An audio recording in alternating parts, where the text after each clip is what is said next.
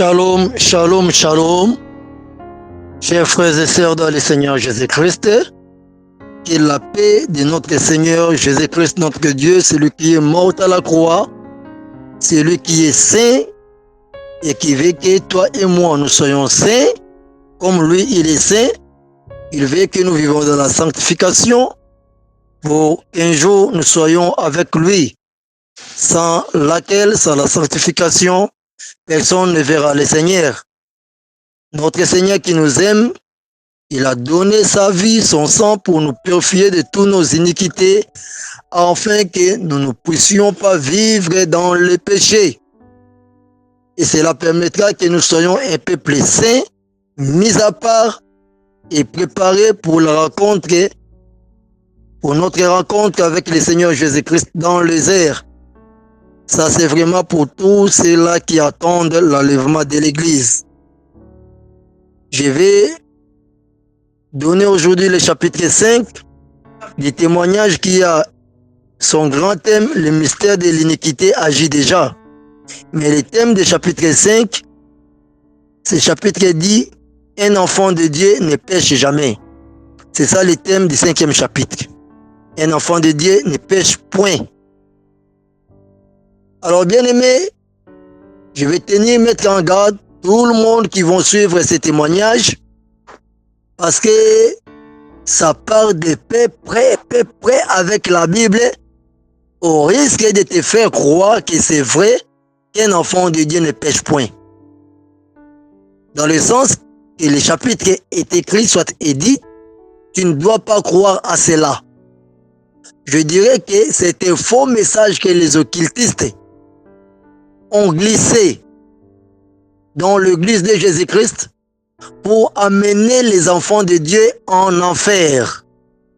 Donc si tu écoutes un homme de Dieu te dire, ou bien prêcher à l'église, prêcher dans les médias, prêcher dans les réseaux sociaux pour dire qu'un enfant de Dieu ne pêche point, laisse-moi te dire, il est un missionnaire du diable, il veut t'aider pour que tu entres en enfer. Ça, c'est un faux évangile qu'il ne faut jamais croire. En réalité et en vérité, un enfant de Dieu pêche, mais il est interdit qu'un enfant de Dieu pêche. Quand tu pêches, avec ton péché, tu iras en enfer. C'est ça la vérité des choses. Nous allons apprendre et parler de beaucoup de versets, beaucoup de choses dans ces chapitres. Le monde des ténèbres du fait que le diable travaille, il a envoyé ses serviteurs dans le monde. Ils ont créé des grandes églises. Ils ont des foules et des foules de gens qui courent derrière eux. Ils prêchent des mensonges pour aider ceux-là qui veulent servir le diable et d'aller mieux servir le diable. Ils prêchent des mensonges pour dérouter les vrais enfants de Dieu de la voie du salut pour qu'ils se perdent. Raison pour laquelle je te tiens à garde, suis de près. Je te demande de bien suivre de près ces chapitres qui dit qu'un enfant de Dieu ne pêche point.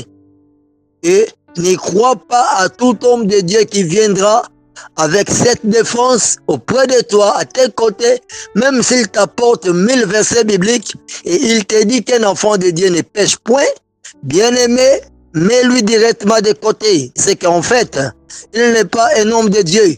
Il est un missionnaire du diable pour prendre les enfants de Dieu et les amener en enfer. Bien aimé, écoute-moi.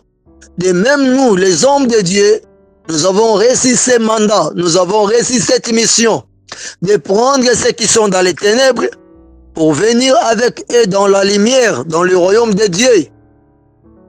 De même, les ouvriers du diable, soit les missionnaires du diable, ils ont aussi le mandat de chercher ceux-là qui sont dans la lumière pour les amener dans les ténèbres. Et tous, que ce soit nous qui travaillons pour la lumière, pour le royaume des cieux, que ce soit ceux-là qui travaillent pour l'enfer, pour les ténèbres, nous sommes tous dans un même monde qui est sous l'emprise du malin. Et nous utilisons tous la même Bible. Mais chacun exploite la Bible par rapport à sa mission. Raison pour laquelle je te dis, si quelqu'un te dit qu'un enfant de Dieu ne pêche point, comprends directement, il est de quelle race. comprends directement qu'il est un missionnaire du diable. Donc celui qui te dit qu'un enfant de Dieu ne pêche point, il veut te donner un faux évangile pour t'emmener en enfer. Faites attention avec ça. Alors, ce que tu dois suivre, sois très prêt afin que cela te sauve. Ce chapitre dit, un enfant de Dieu ne pêche point. Ça, ce sont les missionnaires du diable qui prêchent comme ça. Toi qui es un enfant de Dieu, ce que tu dois suivre, je t'ai dit avant de commencer qu'un enfant de Dieu pêche. Alors, s'il t'arrive de pécher, tu dois te repentir, regretter de ce que tu as fait et ne plus jamais revenir dans le péché. Un enfant de Dieu ne doit pas vivre dans le péché, c'est ça la vérité. Tu dois te séparer de tout péché sauf rien. Sinon, si tu vis dans le péché parce que quelqu'un t'avait dit qu'un enfant de Dieu ne pêche point, tu iras en enfer. Je crois que c'est compris. Merci, que le Seigneur Jésus-Christ vous bénisse. Avant de commencer, je vais donner une exhortation par rapport à ce qui nous a été donné par les satanistes. C'est une exhortation par rapport à la mission des occultistes, des satanistes, contre l'église de Jésus-Christ. Mais il viendra un moment où je parlerai de la mission des satanistes contre l'église de Jésus-Christ. Et là, je parlerai profondément encore de beaucoup de choses. Alors, cette exhortation dit quoi? Il nous disait, je dis bien, quand on était avec eux, on devait être déterminé à changer la conception de l'église de Jésus-Christ. Pour dire qu'ils devaient travailler pour que dans leurs églises, soit dans les églises, tous les enfants de Dieu qui viendront pour chercher Dieu, et à leur tour devraient offrir aux enfants de Dieu un culte bon, agréable, confortable, mais un culte qui sera sans Dieu. Ça veut dire quoi? Vous venez, vous allez chanter, adorer, danser, faire tout ce que vous voulez, mais ça sera un culte que Dieu ne sera pas avec vous. Donc quand on donne ce chapitre qui dit « Un enfant de Dieu ne pêche point », c'est pour offrir aux enfants de Dieu un culte sans Dieu. Alors c'est pour te dire autrement tout ce que tu vas écouter ici. Si toi tu crois à un tel évangile, tout ce que tu fais comme culte, c'est un culte sans Dieu. Pourquoi tu es dans le péché? Tu vis dans le péché et tu veux t'approcher de Dieu. La Bible dit, celui qui vit dans le péché, sa prière même est une abomination devant Dieu.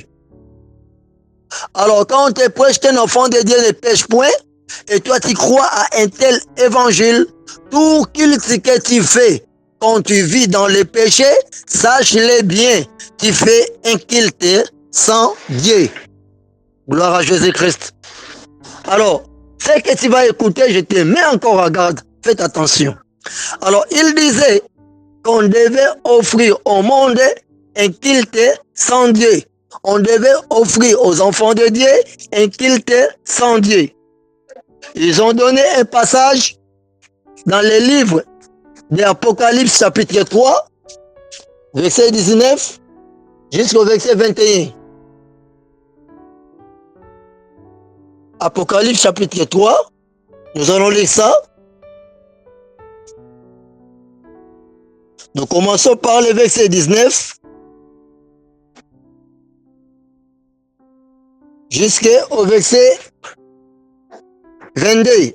Nous lisons la parole du Seigneur. Moi je reprends et je châtie tous ceux que j'aime.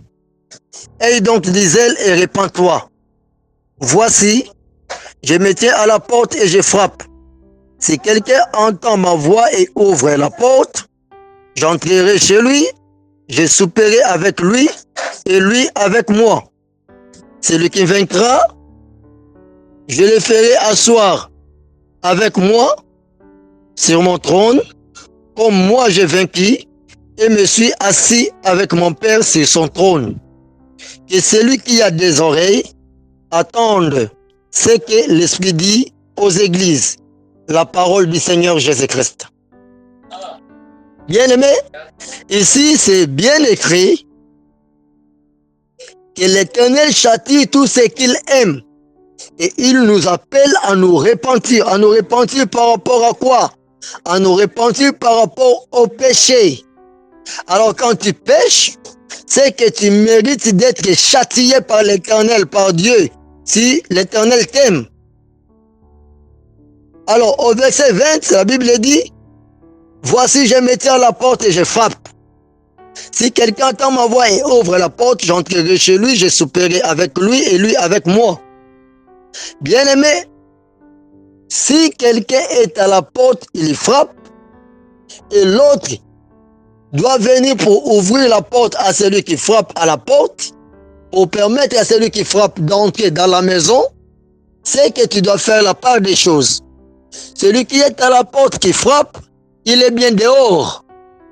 Et celui qui doit ouvrir à celui qui frappe à la porte, il est bien à l'intérieur. Alors celui qui frappe comme il est derrière, et celui qui doit ouvrir est à l'intérieur, pour permettre à celui qui est dehors, qui est entré, de frapper à la porte, d'entrer pour faire quoi? La Bible dit ici, pour souper avec celui qui est à l'intérieur de la maison, et afin qu'il mange avec lui, et lui avec celui qui est en train de frapper. Alors en fait, qui est celui qui est à l'intérieur? Qui est celui qui est en dehors, soit à l'extérieur et qui est en train de frapper? Tu verras bien aimer cette lettre. C'est une lettre qui a été écrite à l'église de Laodicée. Alors, c'est une lettre adressée à l'église. Et qui a adressé cette lettre? C'est bien Jésus-Christ qui est entré, qui avait adressé cette lettre à l'église de Laodicée. Alors, ceux-là qui étaient membres de l'église de Laodicée, ils étaient à l'intérieur de l'église. Et Jésus-Christ était dehors, à l'extérieur de l'église. Et c'est Jésus-Christ qui dit que je me tiens à la porte et je frappe. Jésus-Christ est en train de frapper à ta porte.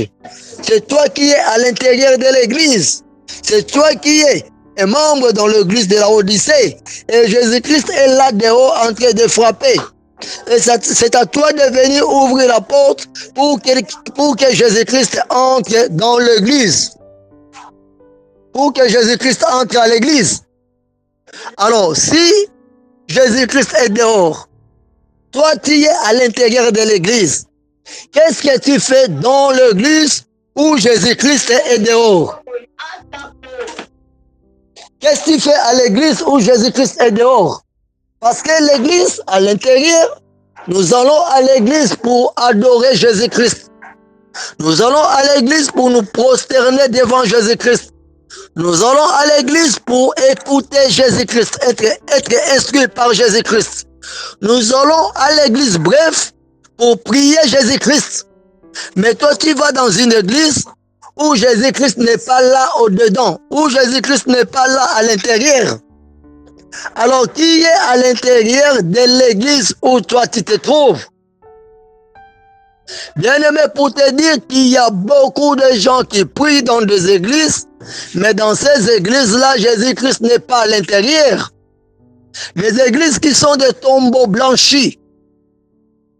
Vous verrez des gens en train d'adorer Dieu, en train de prier Dieu, de louer Dieu, d'écouter même la parole de Dieu, une parole fabriquée pour faire de la joie à ceux qui viennent prier.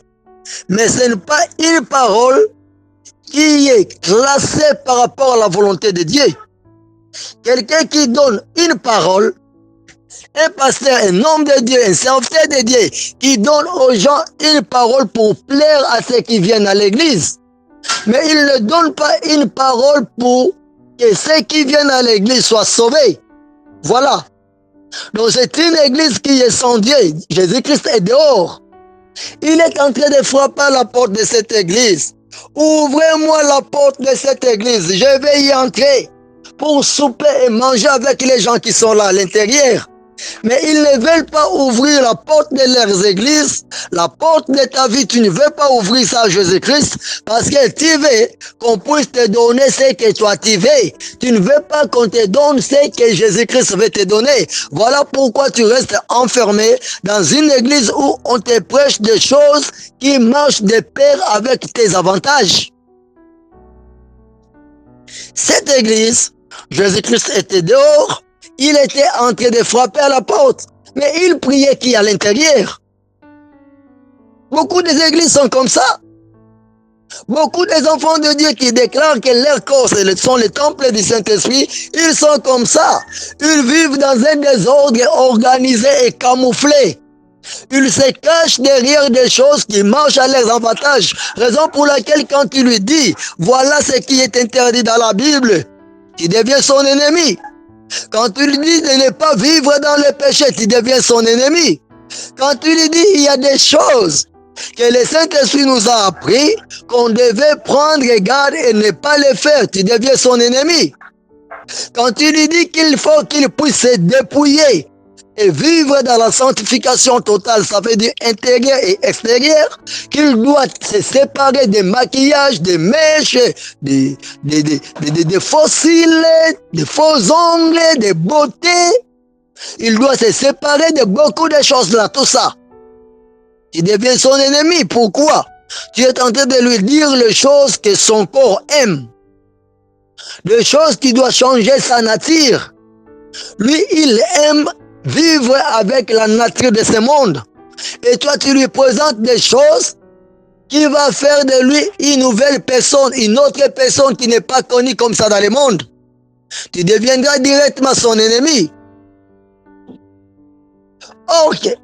Quand tu dois prêcher des choses pour plaire aux hommes, pour plaire aux femmes qui viennent prier dans ton église, tu deviens non serviteur de Dieu pour donner aux gens ce que Dieu veut. Tu deviens serviteur de Satan directement parce que tu amènes ces gens-là en enfer. Un enfant de Dieu, un homme de Dieu, pardon, un serviteur de Dieu, je ne dois pas prêcher pour que Jésus-Christ reste dehors et dans mon église la porte reste fermée et moi à l'intérieur dans l'église Jésus-Christ dehors. Non, mais je dois prêcher pour que tout le monde puisse ouvrir la porte de son cœur à Jésus-Christ et Jésus-Christ entre à l'intérieur de sa maison, à l'intérieur de son cœur, à l'intérieur de son église pour transformer les enfants de Dieu qui sont avec nous et que ceux-ci deviennent de nouvelles créatures bien-aimées. Alors, l'objectif de ce chapitre était que quand tu dois prêcher, faire tout ce que tu veux dans l'église, tu dois convaincre les enfants de Dieu que Christ est mort pour le péché. Désormais, le péché n'a plus de valeur. Même s'il t'arrive que tu pêches, ce péché-là ne te fera rien parce que tu es déjà sauvé, tu es prédestiné pour le salut, tu iras au ciel. Parce que tu as déjà reçu Jésus-Christ dans ta vie. Tu iras au ciel, même s'il t'arrive de pécher, le péché n'aura aucun pouvoir sur toi. Le péché ne pourra pas faire que tu entres en enfer. Même si tu vis dans le péché, parce que tu es déjà enfant de Dieu, tu vas entrer au ciel. Faux évangile. Alors je commence par te dire que ils ont cette détermination, leur besoin, leur désir, c'est d'enlever les signes de Dieu dans le temple du Seigneur et remplacer les signes de Dieu par les signes du diable. C'est ce qu'ils veulent faire. Dans ce chapitre que tu vas écouter, si tu vois quelqu'un te dire de telles choses, il veut seulement dans ta vie, qu'il puisse enlever les signes de Dieu dans ta vie et remplacer les signes de Dieu par les signes du diable. C'est ça l'objectif de ce chapitre. Donc quand quelqu'un va te prêcher la parole de Dieu et te dire que l'enfant de Dieu ne pêche point, soit le péché que tu fais n'a plus encore sa puissance, Dieu ne va pas compter sur toi tes péchés. Sache-le bien, bien-aimé. Là, il veut enlever les signes de Dieu qui sont sur ta vie pour les remplacer par les signes du diable. Faites attention. Nous allons lire encore Psaume chapitre 74, verset 2 jusqu'au verset 4. Psaume 74, verset 2 à 4. il est écrit ceci. Souviens-toi de ton peuple que tu as acquis autrefois, que tu as racheté comme la tribu de ton héritage. Souviens-toi de la montagne de Sion où tu faisais ta résidence. Porte tes pas vers ces lieux constamment dévastés. L'ennemi a tout ravagé dans les sanctuaires. Tes adversaires ont rougi au milieu de ton temple. Ils ont établi pour signe leur signe. Nous allons encore lire le verset 9. Il est écrit ceci, verset 9, Psaume 74, verset 9. Nous ne voyons plus nos signes. Il n'y a plus de prophètes. Et personne parmi nous qui sache jusqu'à quand. Bien-aimé, ici la Bible dit que l'Éternel devait se souvenir de son peuple qu'il a acquis autrefois. Ici, les peuples qui sont rachetés comme la tribu de l'héritage de Dieu. Alors, ici, les enfants de Dieu demandaient à Dieu, au verset 3 du Psaume 74, que Dieu devait porter ses pas vers les lieux qui ont été constamment dévastés par le diable. Donc l'ennemi était descendu dans les sanctuaires pour dévaster, pour détruire les sanctuaires du Très-Haut. Alors qu'est-ce qu'il devait faire, soit qu'est-ce qu'il avait fait? L'ennemi avait rougi dans le temple de Dieu. Il a établi pour signe ces signes. Donc il a enlevé tous les signes de Dieu pour remplacer les signes de Dieu par les signes de l'ennemi. C'est ça l'objectif du monde des ténèbres. C'est ça l'objectif de l'ennemi. Il est là pour remplacer tout ce qui est de Dieu dans le temple de Dieu et les remplacer pour enlever tout ce qui est de Dieu dans le temple de Dieu et les remplacer par tout ce qui appartient au diable. Raison pour laquelle dans le temple de Dieu, il n'y a plus les signes de Dieu. Il n'y a plus les vrais enfants de Dieu. Vous irez dans des églises, vous trouverez des bêtises, des choses bizarres qui sont enseignées, qui sont défendues dans les églises. On laisse tout le monde faire n'importe quoi. On commence à chercher des passages qui défendent les hommes. Chacun a ses idées, ses pensées, sa théologie, sa façon de voir des choses qu'il est en train de défendre. On ne veut plus défendre la pensée de Dieu dans la parole de Dieu. Alors tout le monde prend de la parole de Dieu et cherche sa pensée pour défendre ce que lui pense et non pour défendre ce que Dieu veut. Voilà, vous comprenez?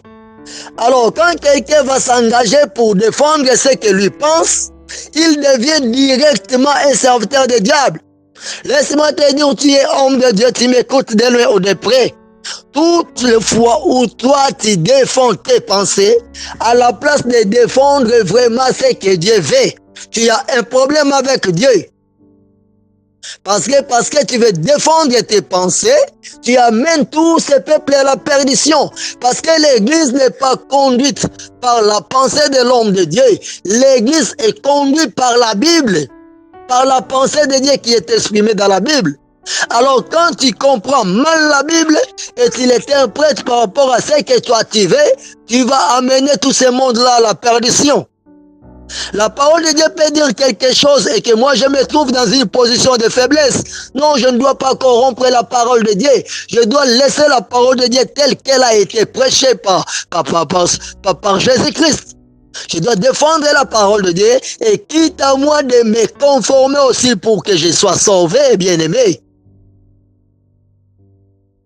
Alors il y a beaucoup d'églises, comme la Bible dit, nous ne voyons plus nos signes. Psaume 74, verset 9. Il n'y a plus de prophètes, il n'y a plus de vrais serviteurs de Dieu. Est-ce que quoi dit dans le monde, il n'y a plus de vrais serviteurs de Dieu? Non, en réalité, ils sont là. Dieu a toujours réservé quelques nombres de ces réserves, les vraies réserves du Seigneur Jésus-Christ sont encore là, bien-aimés. Mais en réalité, la majorité sont des tombeaux blanchis. La majorité des églises qui sont ornées. Les hommes de Dieu qui ont des bonnes vies, ils cherchent l'argent, ils courent avec des fausses prophéties, avec des paroles de Dieu triquées. Ils montent les gens et ils travaillent pour leur bien, pour les vendre. Ils sont d'office perdus. Et ce sont ces hommes de Dieu là, ces faux hommes de Dieu là, que tout le monde court derrière. Hey, bien-aimé, écoute-moi. Si tu es avec nous autres, aucun jour nous allons prêcher pour te faire de la joie, pour te faire du plaisir. Nous allons prêcher pour honorer notre Père, notre Maître, celui qui nous a engagés à son service. Je peux te donner une parole qui te blesse, je ne veux pas me repentir. Mais je voudrais que cette parole qui a blessé ton cœur puisse te convertir pour que tu sois sauvé. Mon objectif n'est pas de te blesser, mais de te donner une parole vivante et vraie qui t'amènera au salut, bien-aimé. Alors, il faut faire beaucoup d'attention. Ces serviteurs des diables qui sont venus pour faire des faux miracles, ils veulent établir le signe des ténèbres avec les faux miracles pour amener les enfants de Dieu en enfer. Ils veulent désorienter les enfants de Dieu, la destinée des enfants de Dieu, afin que là où ils seront au dernier jour avec le diable, que toi aussi tu sois là avec eux en enfer. Ils disent que s'ils gagnent beaucoup des enfants de Dieu et que ceux-ci partent en enfer avec eux, Dieu aura compassion de ses enfants. Et Dieu va faire miséricorde à ses enfants. Et quand Dieu voudra faire la miséricorde à ses enfants qui doivent partir en enfer, parce qu'il y avait des choses qu'ils n'avaient pas connues, parce qu'il y avait des choses qu'ils n'avaient pas, qu'on ne leur avait pas expliquées. Quand Dieu voudra faire miséricorde à tous ces enfants de Dieu là, alors ces faux serviteurs de Dieu et aussi ces faux serviteurs des diables, eux aussi vont trouver grâce et Dieu va les sauver avec les diables aussi. Dieu va les pardonner avec les diables. Je viendrai encore avec ça plus tard. Alors quand ils disent ça, ils ont maintenant l'objectif de prendre tous les enfants de Dieu, de les désorienter pour qu'ils partent en enfer avec eux. Et quand Dieu verra les enfants de Dieu qui partent à l'église en train de prier, Seigneur, n'avons-nous pas prêché à ton nom? N'avons-nous pas chanté pour toi? N'avons-nous pas adoré pour toi? Est-ce que je ne m'étais pas mis à genoux à l'église pour toi? Est-ce que je ne te servais pas? Tout ce qui me condamne aujourd'hui, je ne l'ai jamais connu. Je ne l'ai jamais attendu. Alors Dieu aura compassion de ces hommes-là. Il va les faire sortir de l'enfer pour leur donner une place au ciel. C'est alors eux aussi seront sauvés parce que Dieu ne va pas faire sortir les uns et laisser les autres, parce que dans la justice de Dieu, quand il pardonne, il va pardonner tous ces mondes-là. Voilà les mensonges. Et c'est à cause de ça, ils viennent vers les enfants de Dieu pour les tromper avec ces faux évangiles. Bien aimé, ce que je te dis, ce qui est vrai, le diable veut amener les gens à vivre une vie pleine de péchés, en leur disant qu'un enfant de Dieu ne pêche point et que Dieu ne compte pas les péchés de quelqu'un qui est déjà sauvé, qui a reçu Jésus-Christ dans sa vie. Ça, c'est pour amener les enfants de Dieu en enfer. La vérité est que l'enfant de Dieu ne doit pas pécher, oui, parce que s'il pêche, il ira en enfer. L'enfant de Dieu ne doit pas pécher, oui, parce qu'il est obligé de mener, de vivre une vie sanctifiée, une vie de sainteté, une vie de sanctification intérieure, extérieure, dépouillée, pour qu'il entre au ciel. Sinon, l'enfer reste grandement ouvert pour lui. Et toutes ces vérités, les hommes de Dieu n'aiment pas étaler cela comme cela sur la table. Alors écoute-moi. Comment ils ont commencé par dire qu'un enfant de Dieu ne pêche point? Ils partent toujours par la Bible. Nous allons lire. Ils ont commencé là. Je commence le chapitre. Dans le livre de 2 Corinthiens, chapitre 5, verset 21. Nous allons lire ça. 2 Corinthiens, chapitre 5, verset 21. Que dit la Bible? Nous faisons donc les fonctions d'ambassadeurs pour Christ.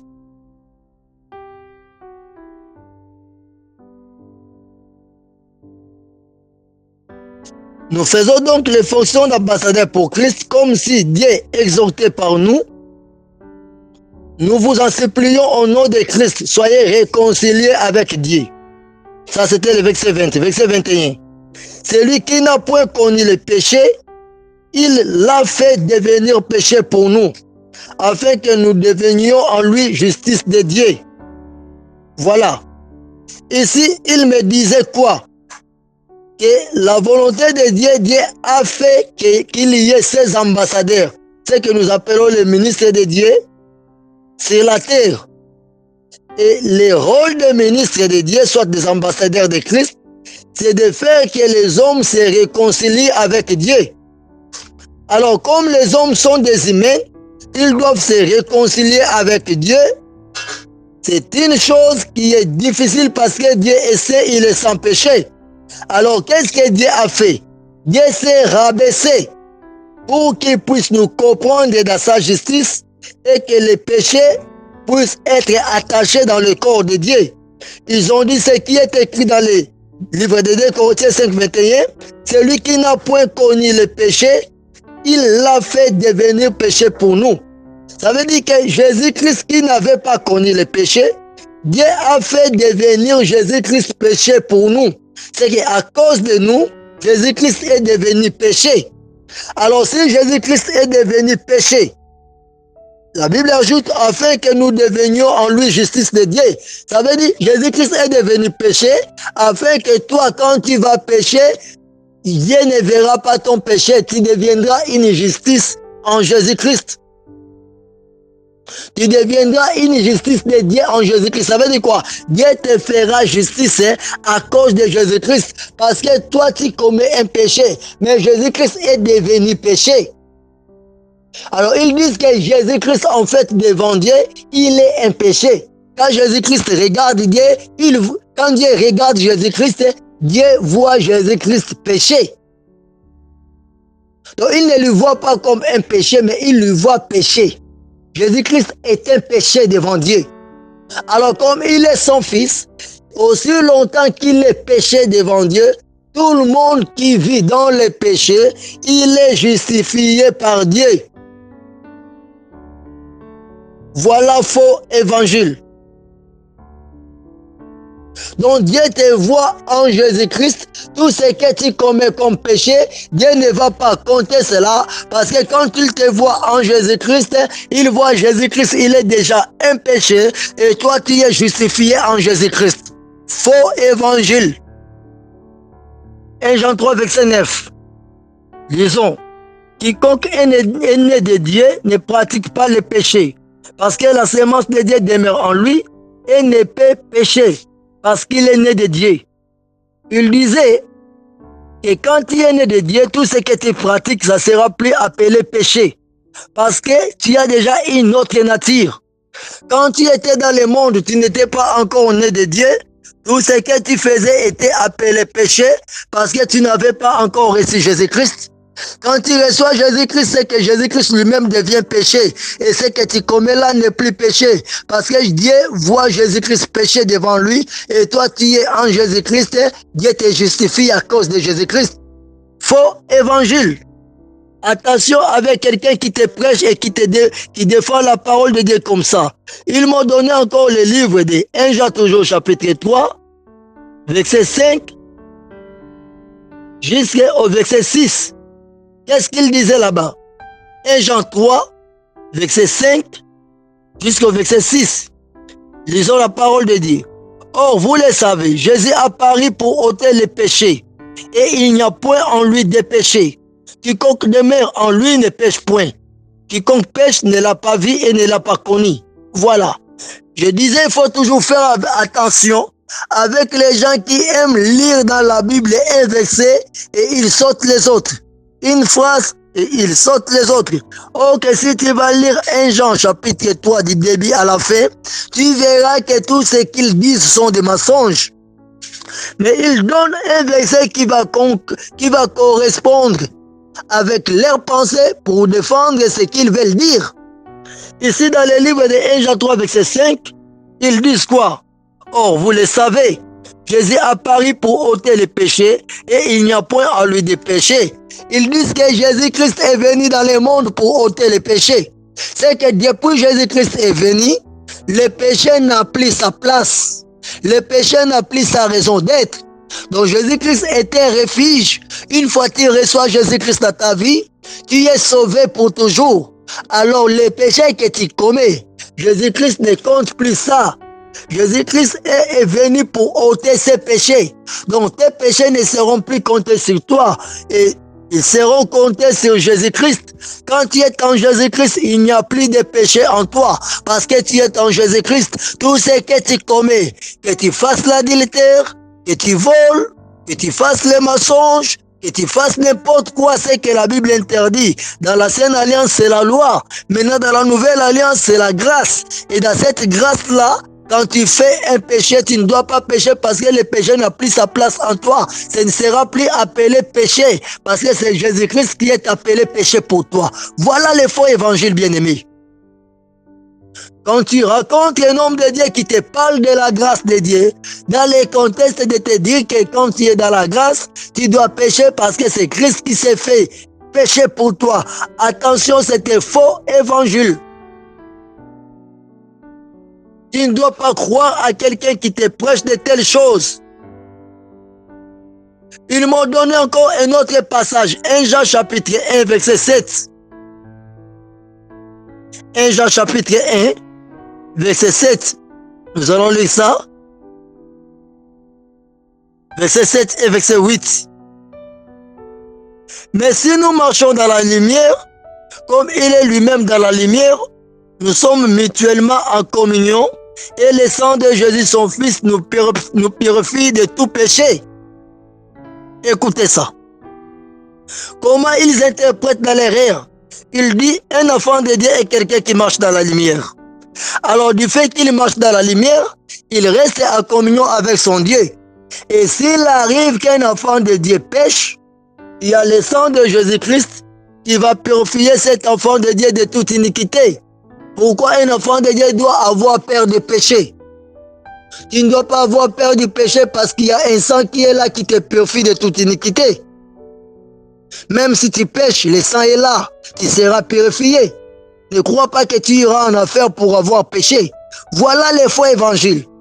Les faux évangiles, attention. Bien-aimé, il est vrai que la Bible dit que le sang de Jésus-Christ nous purifie de toute iniquité. Mais ce n'est pas pour dire que nous devons pécher volontairement parce que le sang de Jésus-Christ nous purifie de toute iniquité. Là, ça devient un faux évangile.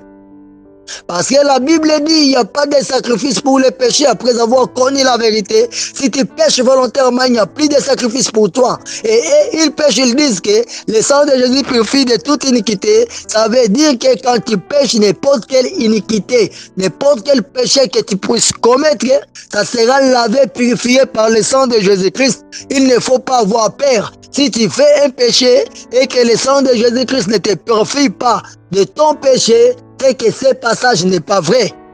Voilà ce qu'ils disent. Mais laisse-moi te dire, un enfant de Dieu qui pêche, si tu commets le péché, tu ne te répands pas, ou bien tu commets le péché volontairement, il n'y a plus de pardon pour ton péché. Voilà des évangiles différents. Mais quand tu les écoutes, ça marche parallèlement comme ça. Attention. L'enfant de Dieu, tu ne dois pas commettre les péchés. C'est là qui pêche comme ça, c'est pour t'amener en enfer. Alors, il me disait quoi? Il me disait que même la mission de l'agneau de Dieu, quand il était venu dans le monde, était pour que les enfants de Dieu ne puissent le suivre et ne plus être sous la condamnation du péché. Il me donnait le livre de Jean, chapitre 1, verset 29. Que dit la Bible? Le lendemain, il vit Jésus venant à lui et il dit, voici l'agneau de Dieu qui ôte le péché du monde. Voilà. Là, c'est Jean-Baptiste. La Bible dit, quand il a vu Jésus-Christ venir à lui le lendemain, il a dit à la foule qui était avec lui, voici l'agneau de Dieu qui ôte le péché du monde. Donc la mission de Jésus-Christ était celui de ôter le péché du monde. Alors toi, quand tu deviens en Jésus-Christ, tu traverses maintenant le temps de la grâce. Et tu es dans le monde, tout ton péché est déjà ôté. Toute ton iniquité est déjà effacée. Parce que c'est ce que Jean avait dit. Voici l'agneau de Dieu qui ôte le péché de ce monde.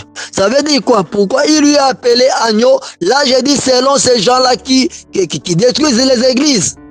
Ils disent que pourquoi lui il est appelé agneau, c'est parce que les agneaux c'était des animaux qu'on offrait dans les hôtels d'Holocauste pour que Dieu pardonne les péchés des hommes. Alors Jésus-Christ est comme l'agneau, son sang avait coulé pour ôter les péchés de ce monde. Alors une fois tu es en Christ Jésus, ton péché est déjà ôté. Ce que tu fais là ne sera plus compté. Donc Dieu ferme les yeux, ferme l'œil devant tes péchés et il ne les appellera plus jamais péchés parce que toi tu es justifié. Faux évangile, faites attention. La Bible dit bien Jésus-Christ, c'est celui qui ôte les péchés de ce monde. Oui, il ne va pas ôter les péchés du monde pour que toi tu demeures toujours de vivre dans les péchés et dire que Jésus-Christ va ôter tes péchés. C'est faux et archi faux. Quand tu vois un homme de Dieu défendre des choses pareilles, attention. La mission de Jésus-Christ était d'ôter les péchés de ce monde. Comment? Tu dois croire en Jésus-Christ, devenir une nouvelle créature, te séparer du péché et de décider dans toute ta vie de ne plus faire un péché, de ne plus commettre un péché. Voilà. Mais ils viennent toujours avec la Bible, ils interprètent ça mal. Et ils prennent les enfants de Dieu au piège pour les amener en enfer. D'une manière ou d'une autre manière, si quelqu'un te disait aujourd'hui, tu vis avec un péché, ce n'est pas un problème, prends encore le temps de vivre avec ton péché, Dieu il est le maître de toutes choses, il saura comment. Si Dieu vient te surprendre avec les péchés bien-aimés, si tu mourrais aujourd'hui avec les péchés bien-aimés, ta part ne sera pas avec le Seigneur. Vraiment que Dieu t'aide de prendre une décision de te repentir, de te sauver, afin que tu ne restes pas sous le piège du diable. Ce monde, le diable nous cherche de toute manière. Mais tu dois faire un effort maintenant de vivre dans la sanctification totale. De vivre, de mener une vie de piété. De vivre, de faire un effort de vivre sans péché. C'est alors, bien aimé toi, tu seras sauvé. Il me donne encore un autre verset, Ésaïe chapitre 1, verset 18. Nous allons lire ça. Ésaïe chapitre 1, verset 18. Que dit la Bible? Ésaïe chapitre 1, verset 18. Lisons ce qui est écrit dans la parole de Dieu. Venez et plaidons, dit l'Éternel. Si vos péchés sont comme les cramoisis, ils deviendront blancs comme la neige. S'ils sont rouges comme la pourpre, ils deviendront comme la laine. Voilà. Ils ont donné ce verset pour dire, quand tu viens devant Dieu, devant Jésus-Christ, devant Dieu, tu plaides, Dieu a un rôle. Si tes péchés sont comme les cramoisis, Dieu fait que tu deviens blanc comme la neige. Donc Dieu finit toujours par pardonner. S'ils sont rouges comme la pourpre, Dieu fait qu'ils deviennent comme la laine. Bien-aimé, Dieu pardonne, oui, mais Dieu pardonne ceux-là qui sont dans les péchés, qui reçoivent Jésus-Christ et deviennent de nouvelles créatures. Une fois devenu déjà nouvelle créature et que tu commets un péché volontairement, je l'ai dit, il peut t'arriver par accident que tu commettes une erreur, une faute, un péché. Tu vas demander pardon parce que c'est par erreur que tu avais commis ce péché, Dieu va te pardonner. Mais si tu le fais sciemment, volontairement, tu commences à mener une vie comme ça dans le péché, tu deviens un temple souillé. Dieu ne sera plus avec toi. Le Saint-Esprit ne sera plus en toi. Alors tu attends l'enlèvement de l'église, aller au ciel. Comment? C'est pratiquement impossible, ça ne va pas se faire. Attention avec des gens qui prêchent comme ça. Ils vous présentent des faux évangiles pour vous amener en enfer. Il disait qu'un enfant de Dieu peut faire n'importe quoi à l'église. Dieu va oublier tes péchés. Quand tu es dans l'alliance de Dieu, dans l'alliance de la grâce, Dieu ne va pas compter tes péchés. Parce que Jésus-Christ, il est vrai, il n'aime pas que l'homme pêche. Mais il est là pour défendre toujours l'homme qui pêche. Afin que le mal ne lui arrive jamais. Il est vrai que Jésus-Christ n'aime pas que l'homme pêche, mais il a un rôle de défendre toujours l'homme qui pêche. Pour que le mal ne l'atteigne jamais. Ils m'ont donné l'exemple de Jean chapitre 8 avec la femme là qu'on avait surpris à flagrance d'adultère, à flagrance sur le lit d'adultère. Jean 8, verset 7 jusqu'au verset 9. Ils m'ont donné ce passage avec cette femme là qu'on avait surpris, comment cela s'était passé. Nous allons lire ça. Jean chapitre 8. Nous prenons deux versets, trois versets, verset 7 au verset 9. Il est écrit ceci. Comme il continuait à l'interroger, il se releva et leur dit que celui de vous qui est sans péché jette le premier la pierre contre cette femme. Et s'étant de nouveau baissé, il écrivait sur la terre. Quand ils attendirent cela, accusés par leur conscience, ils se retirèrent un à un, depuis les plus âgés jusqu'au dernier. Et Jésus resta seul avec la femme qui était là au milieu. Verset 10. Alors s'étant relevé et ne voyant plus que la femme, Jésus lui dit, femme, où sont ceux qui t'accusaient? Personne ne t'a-t-il condamné? Voilà. Ils ont dit pourquoi Jésus-Christ avait dit cela. Jésus-Christ est venu, les gens qui accusent une femme qu'on a attrapée à flagrance délit d'adultère. Au lieu que Jésus-Christ défende la loi pour qu'on puisse lapider cette femme, Jésus-Christ, lui, va dire à ces gens, qui de vous qui n'a jamais péché, que celui entre vous qui n'a jamais péché, jette le premier la pierre sur cette femme. Pour dire quoi? Jésus-Christ voulait défendre cette femme-là. Et la Bible dit, accusé par leur conscience, chacun a pris son chemin, il est parti. Parce que tout le monde s'est retrouvé qu'il a déjà commis un péché. Alors, ok, qu'est-ce que Jésus-Christ avait fait? Il avait défendu cette femme-là. Donc voilà, il me disait que Dieu, son rôle est de défendre les pécheurs. Jésus-Christ, bien qu'il n'aime pas que nous puissions faire les péchés, mais il est là pour te défendre quand toi, tu commets un péché. Et il est là comme ton avocat pour te défendre. Ils m'ont donné encore le livre de 1 Jean, chapitre 2, verset 1. Nous allons lire ça. 1 Jean, chapitre 2, verset 1. Que dit la Bible dans le livre de 1 Jean, chapitre 2, verset 1? Là, ils disent que le rôle de Jésus-Christ pour les pécheurs. Nous lisons. 1 Jean 2, 1. Mes petits enfants, je vous écris ces choses afin que vous ne péchiez point. Et si quelqu'un a péché, nous avons un avocat auprès du Père Jésus-Christ, le juste. Ici, il me disait que la Bible est claire. La Bible demande aux enfants de Dieu de ne point pécher. Mais seulement, si l'enfant de Dieu ne pêche, il ne doit pas se tracasser. Il ne doit pas se déranger. Parce qu'il y a un avocat qui est auprès du Père, c'est bien Jésus-Christ qui est juste.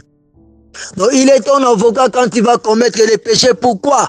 Tu t'inquiètes, tu es mal à l'aise, tu te condamnes pour avoir commis un péché. Il est là l'avocat à côté de toi. Bien-aimé, écoute-moi. Ce chapitre, je ne voulais pas le donner. Parce que ça risque de faire croire aux gens que le péché n'est pas grave. Le péché est tellement grave au tel point qu'il n'y a pas de sacrifice pour toi quand tu commets le péché volontairement. Tu mérites d'être en enfer. Mais si je les donne, c'est parce qu'il y a des hommes de Dieu qui prêchent déjà de telles choses. Et ils sont camouflés dans des églises. Les enfants de Dieu sont maintenant dans le trouble et dans la perdition. Pour dire que Jésus-Christ est notre avocat quand tu pêches, lui il est là, il est juste pour te défendre et défendre ton péché. Attention bien-aimé, tu iras en enfer. Jésus-Christ, notre avocat, ne veut pas dire que tu dois pécher, vivre dans les péchés, lui venir plaider pour toi. Non. Il est notre avocat, ça veut dire que quand tu es enfant de Dieu et il t'arrive par erreur, je dis bien, il t'arrive par erreur de faire un péché, de commettre un péché, tu vas sentir la douleur de ton péché. Pleurer pour avoir péché devant ton Dieu, à ton Dieu, aller t'agenouiller et te repentir, décider de ne plus jamais commettre les mêmes péchés là que tu viens de tomber, c'est cela.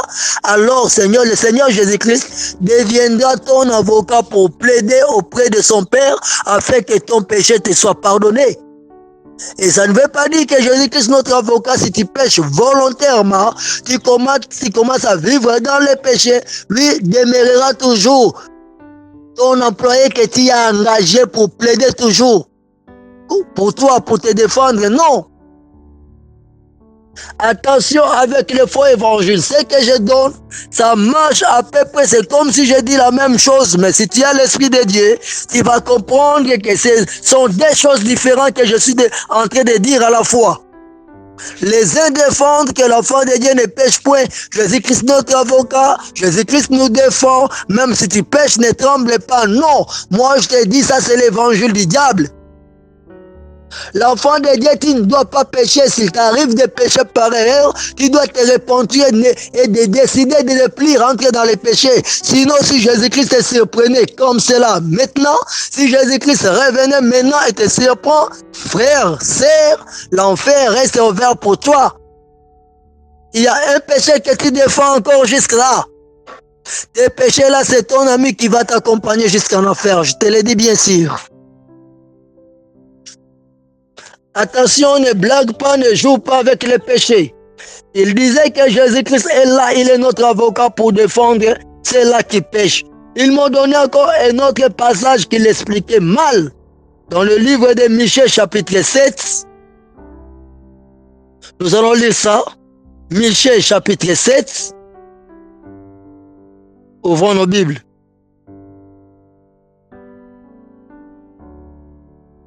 Michée chapitre 7, verset 18 et verset 19. Michée 7, 18, 18e verset et 19e verset. Il est écrit ceci. Quel Dieu est semblable à toi, qui pardonne l'iniquité, qui oublie le péché du reste de ton héritage?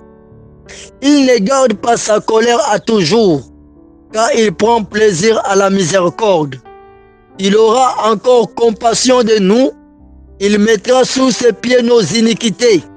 Tu jetteras au fond de la mer tous leurs péchés.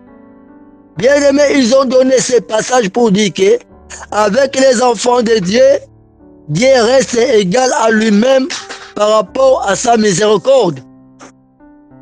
Il est le seul qui pardonne l'iniquité. Dieu pardonne, il est là pour pardonner l'iniquité. Dieu oublie le péché de l'héritage de son peuple. Tout celui qui est peuple de Dieu, désormais Dieu oublie son péché. Dieu ne garde pas toujours sa colère parce qu'il aime prendre plaisir à la miséricorde. Notre Dieu est miséricordieux. Même s'il se fâche maintenant, sa colère ne doit pas subsister pour toujours. C'est pour dire que c'est là que Dieu va condamner même pour l'enfer.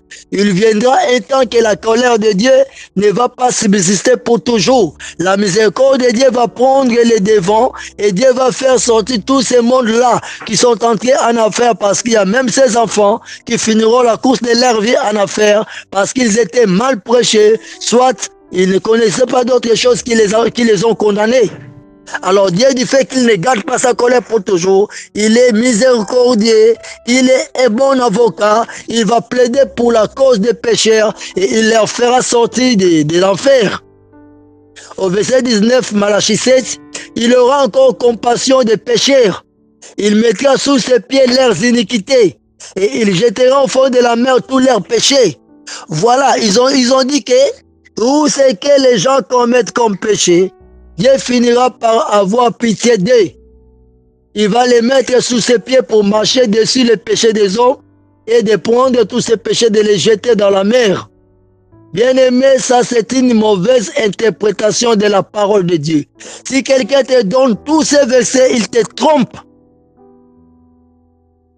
Si quelqu'un te donne tous ces versets, je te dis vrai bien aimé, il te trompe. Il veut que tu ailles en enfer, comme cela, il est en train de te tromper.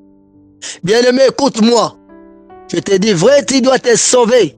Tu es dans une église où on te dit que tu es enfant de Dieu, il viendra un temps que Dieu va se repentir de sa colère. Il est miséricordieux, il va revenir en lui-même pour te pardonner ton péché. Faites attention, bien-aimés, sors plus vite de cette église-là. Et dans de telles églises, tu verras les hommes de Dieu qui sont là et même vivent dans les péchés. Ils parlent des péchés comme quelque chose que Christ a déjà payé à la croix pour cela, pour leur permettre et même de vivre dans les péchés. Il te dira qu'on ne touche pas à loin de l'Éternel. Parce que comment tu vas les toucher, il est ennemi de Dieu. Attention, bien-aimé, si tu es dans une telle église, sauve-toi. Un enfant de Dieu, il doit travailler pour entrer au ciel. Si on te dit, Dieu va sauver même ceux qui seront en affaire parce qu'il est miséricordieux, sa colère ne dure pas pour toujours. Attention, bien-aimé. Aujourd'hui, nous sommes au moment de la grâce. Nous traversons le temps de la grâce. La Bible dit, quand nous sommes dans le temps de la grâce, nous ne devons plus pécher parce que nous sommes sous la grâce. On ne doit plus pécher. Tu ne dois pas commettre les péchés. Sinon, tu es condamné, bien-aimé. Tu ne seras pas condamné, tu es déjà condamné. Faites attention. Nous descendons. Il y a des versets qu'ils défendent. Je parle de ces versets-là. Quand tu vas écouter quelqu'un te citer ces versets, faites attention. Sauve-toi. Ils m'ont donné encore Psaume 32, verset 1 et verset 2. Psaume 32, verset 1 et verset 2. Je donne de tous ces versets-là qu'ils donnent pour que toi, tu ne tombes pas sous le piège de ces serviteurs du diable. Psaume 32, verset 1 et verset 2. Lisons la parole du Seigneur. Psaume de David, cantique. Heureux celui à qui la transgression est remise, à qui le péché est pardonné. Heureux l'homme à qui l'Éternel ne pite pas d'iniquité et dans l'esprit duquel il n'y a point de fraude. Ils ont lu ces versets, ils ont donné ces versets, mais donné ces versets pour dire qu'il y a une race, qu'il y a une catégorie de gens que la transgression est remise, le péché est pardonné. Qui sont ces gens-là? Ce sont ces gens-là qui vivent ces moments ici de la grâce, qui ont reçu Jésus-Christ comme Sauveur et Seigneur. Leur transgression est déjà remise. Leur péché est déjà pardonné. Donc Dieu ne compte plus leur péché. Au verset 2, ils ont dit, comme la Bible dit, heureux l'homme à qui l'Éternel ne pite pas d'iniquité. Donc il y a une catégorie des hommes que Dieu ne compte pas les iniquités sur ces hommes-là. Et dans l'esprit duquel il n'y a point de fraude. Dans leurs esprits, ils n'ont rien à commettre comme fraude. Parce que Dieu ne compte pas sur leur iniquité. Il peut commettre n'importe quelle iniquité. Dieu ne va pas compter sur lui son iniquité. Dieu n'appelle même pas ce que tu appelles iniquité. Dieu ne l'appellera pas iniquité pour cet homme-là. Ce sont les gens de la grâce. Que Dieu ne compte plus sur leur iniquité. Faites attention, bien-aimé, tu iras en enfer. On te trompe si on te dit ça.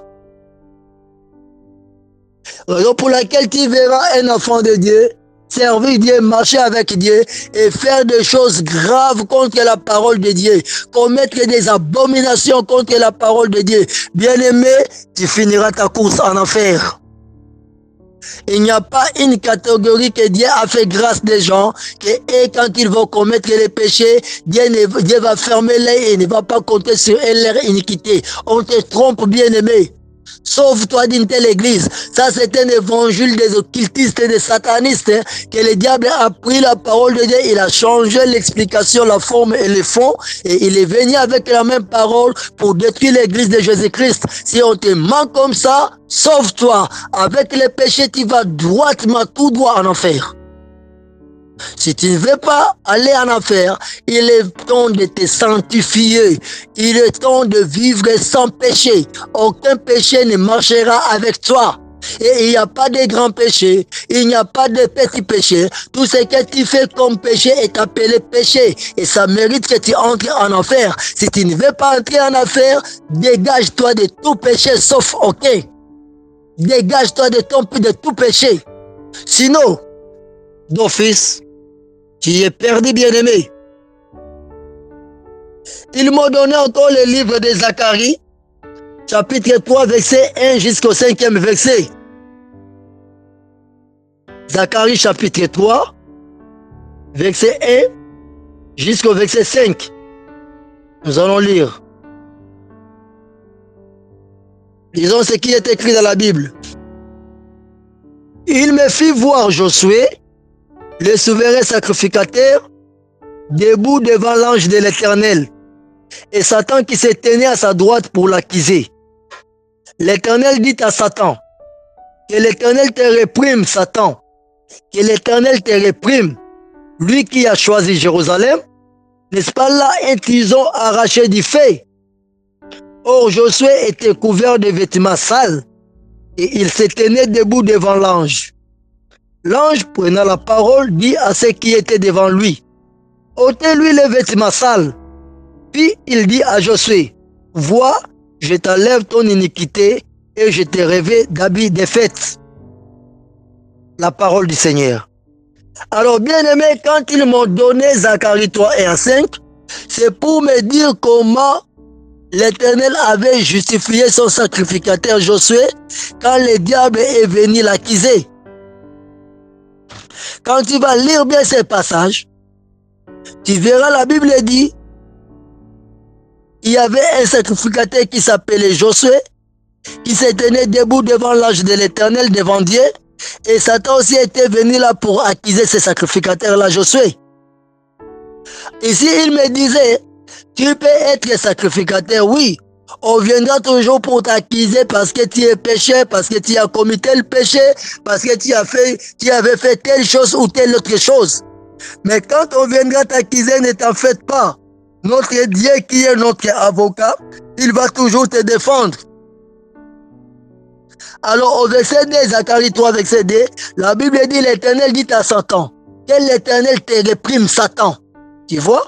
Satan qui vient accuser quelqu'un qui est en train de commettre les péchés, mais l'Éternel s'attaque contre Satan pour lui dire, laisse que moi-même je puisse te réprimer, Satan. Que l'Éternel te réprime, Satan. Que l'Éternel te réprime. Donc l'Éternel le dit deux fois avec insistance. Lui qui a choisi Jérusalem, n'est-ce pas là un tison arraché du feu? Ça veut dire que Josué, c'est déjà un tison arraché du feu. Ceux qui vivent dans la grâce sont des tisons arrachés du feu. Alors quand le diable viendra les accuser pour avoir commis des péchés, l'Éternel va réprimer Satan parce qu'ils traversent les moments qu'ils sont dans la grâce. Ils n'ont plus le temps d'être accusés à cause du péché. Faux évangile, attention.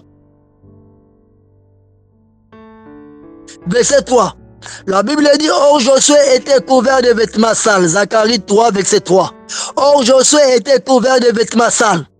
Et il se tenait debout devant l'ange. Donc Josué était sale. Ça veut dire qu'il avait des péchés avec lui. Il n'était pas propre devant l'Éternel. Josué avait des habits qui n'étaient pas dignes qu'il se présente devant Dieu. Mais avec ses habits sales, lui qui était déjà un souverain sacrificateur, il est là devant Dieu avec des habits qui ne sont pas propres. Ça veut dire, avec une vie pleine de péchés devant Dieu, Dieu est en train de reprendre, de réprimander Satan, parce que Satan est venu pour dire à Dieu, voilà celui que tu acceptes devant de toi, il est sale. Dieu reprend Satan avec force. Donc ça veut dire quoi? Un sacrificateur dans le temps où nous sommes, si dans le temps de la grâce, de la loi, Dieu l'avait fait, à combien plus forte raison au temps de la grâce? Donc un enfant de Dieu, un serviteur de Dieu qui vit dans le péché, Dieu finira par les pardonner. Faux évangile.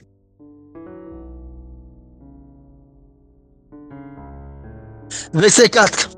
L'ange prenant la parole dit à ceux qui étaient devant lui, ôtez-lui les vêtements sales. Puis il dit à Josué, vois, je t'enlève ton iniquité et je te revêt d'habits de fête. Ils disent que ici, l'ange a donné un ordre, c'est l'Éternel qui a donné un ordre, de qu'on puisse ôter les vêtements sales que Josué portait pour lui revêtir des habits de fête. Et Dieu avait enlevé l'iniquité de Josué. Verset 5. L'ange dit, L'Éternel dit, j'ai dit, qu'on mette sur sa tête un turban pur. Et ils mirent un turban pur sur sa tête et ils lui mirent des vêtements. L'ange de l'Éternel était là. Donc pour dire que Dieu sait, même si tu vis dans le péché, le jour où tu seras condamné pour entrer en affaire, Dieu va se mettre pour te défendre et dire que non, on doit te donner les habits propres. Parce que ce n'était pas de ta faute quand tu péchais. On doit t'enlever ces habits-là sales et lui sera là pour voir jusqu'à ce qu'on doit te changer des habits. On doit te faire porter un turban pur sur ta tête. Une couronne pure sur ta tête. On doit te changer des vêtements qui seront propres et ça se fera à la présence de Dieu. Faux évangile. Il me disait, est-ce que si tu as vu, là où je suis allé demander pardon à Dieu, pardon Seigneur, parce que je porte des habits qui sont sales, à cause de mes péchés, à cause de mon péché, pardonne-moi. Josué n'avait pas demandé pardon à Dieu, mais Dieu lui-même, l'ange aussi, le diable est venu aussi dire à Dieu, il est un pécheur. Mais Dieu lui-même a dit qu'on lui donne des habits propres. Ils m'ont dit que, est-ce que tu ne sais rien? Revois encore l'histoire de Moïse. Dieu avait tué Moïse, pourquoi? Dieu avait tué Moïse parce que Moïse avait désobéi à cause de la colère. Il a désobéi au commandement de Dieu. Quand Dieu lui avait dit de ne pas taper 2 fois au rocher, il a tapé 2 fois au rocher avec de la colère. Et Dieu lui avait tué à la montagne. Dieu lui-même lui avait enterré. La Bible dit que Lucifer, le diable, il est venu avec ses anges pour discuter avec les anges de Dieu à propos du corps de Moïse. Alors si Dieu avait tué Moïse et enterré Moïse parce que Moïse avait péché, pourquoi Dieu avait récupéré le corps de Moïse pour l'enterrer lui-même et avait refusé que le diable puisse récupérer le corps de Moïse? Pourquoi Dieu avait refusé? C'est parce que Dieu défend les pécheurs. Voilà le faux évangile. Bien aimé, le diable cherche les contextes dans la Bible pour chercher à camoufler, pour t'amener en enfer. Il va te faire croire que ce qu'il te dit est vrai. Attention, attention, sauve-toi. Tout celui qui te dit que quand tu commets le péché, cela n'est pas grave. Attention.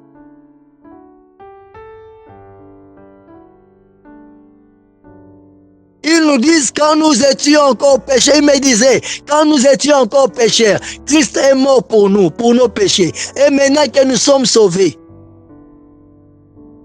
quelle sera la place des péchés dans nos vies? Attention bien-aimés, si quelqu'un te dit que la Bible dit quand nous étions encore pécheurs, Christ est mort pour nos péchés. Non, oui, il est vrai. C'est vrai, la Bible dit ça. Quand nous étions pécheurs, Christ est mort pour nos péchés. Ça ne veut pas dire que maintenant que nous sommes justifiés, nous allons vivre sous le péché comme nous voulons. Non. Ça veut dire que nous étions pécheurs, Christ est mort pour nos péchés. Maintenant nous sommes sauvés. Maintenant nous sommes rachetés par le sang de l'agneau. Nous ne devons plus vivre sous le péché. Tu vois, le diable et le risé, il est très malin. Tu verras que tu pêches, tu persistes de vivre dans le péché et il t'amène un évangile pour t'endurcir afin que tu continues de pécher. Tu iras en enfer, je viens de te dire aujourd'hui, tu me suis là où tu es, tu dois te séparer de ton péché, tu dois te séparer de ton iniquité, tu dois te sanctifier intérieurement, extérieurement, te dépouiller, écouter la voix du Seigneur, te conformer à ce que la Bible te demande, de vivre dans une vie de sanctification totale. Sinon, bien-aimé, tu iras en enfer. Celui-là qui te dit que l'enfant de Dieu ne pêche point, il veut que tu te perdes, que tu ailles en enfer. Sauve-toi. C'était faux évangile. D'ailleurs, ce chapitre, c'est parmi les chapitres qu'on nous demandait qu'on devait prêcher ça avec insistance. C'est pourquoi, je disais bien avant au départ, ça est but. Le but de ce chapitre, c'est d'amener les enfants de Dieu en enfer, d'enlever les signes de Dieu qui sont sur eux, et d'établir, de mettre les signes du diable sur eux, de leur dérouter, désorienter, qu'ils aillent en enfer. C'est ça le but de ce chapitre. Le but de ce chapitre, c'est d'offrir aux enfants de Dieu un culte sans Dieu. Donc quand tu es là, tu es enfant de Dieu et que tu vis une vie de péché, tout ce que tu fais comme culte, Adoration, louange, prière, à genoux, crier, dormir par terre, te lancer, faire quoi? Crier n'importe comment, du fait que tu as un péché, tu es en train de faire un culte sans Dieu. Et c'est une offrande que les satanistes donnent aux églises. Raison pour laquelle dans ces églises, vous verrez les gens qui sont là-bas s'habiller très mal. On ne sait même pas les reprendre. Commettre des choses abominables, les abominations. On ne sait pas crier contre les péchés. Tu vois l'habillement des gens qui sont là-bas, des femmes qui viennent prier, ils sont là les têtes sans voile, non voilées. Les pasteurs ne peuvent pas même se tenir devant les enfants de Dieu et dire oh maman, mettez vos voiles sur vos têtes avant de prier Dieu. Non. Bien-aimé, écoute. Le rôle d'un homme de Dieu qui craint Dieu et qui veut amener les enfants de Dieu qui travaillent pour le ciel, il doit veiller à ce que les enfants de Dieu pratiquent correctement la parole de Dieu. Je dis bien correctement la parole de Dieu. Il doit veiller. Un homme de Dieu, il est une sentinelle de la part de Dieu. Donc comme je suis une sentinelle, je dois veiller. Peut-être que je ne te vois pas. Mais laisse-moi te dire, avant de te présenter devant Dieu, tu dois commencer par t'examiner. Est-ce que tu es propre? Est-ce que tu es sans péché? Quand on te dit un enfant de Dieu ne pêche point, faites attention. Faites attention. Par rapport au jugement des hommes de Dieu et des enfants de Dieu, dans ces chapitres qu'ils disent qu'un enfant de Dieu ne pêche point, qu'est-ce qu'ils m'ont dit par rapport au jugement des enfants de Dieu et des hommes de Dieu? À suivre. Là, je viendrai avec ça dans la deuxième partie. Tu veux me contacter?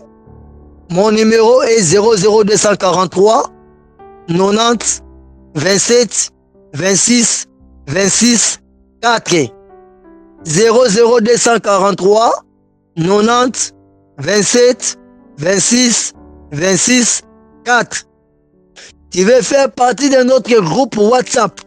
Nous avons deux groupes WhatsApp. Le premier, c'est le groupe partage de la Bible. Là, on laisse à tout le monde le temps d'écrire, de poser des questions, de poster tout ce qu'il veut, mais seulement que ça soit dans la pensée de Dieu dans la Bible.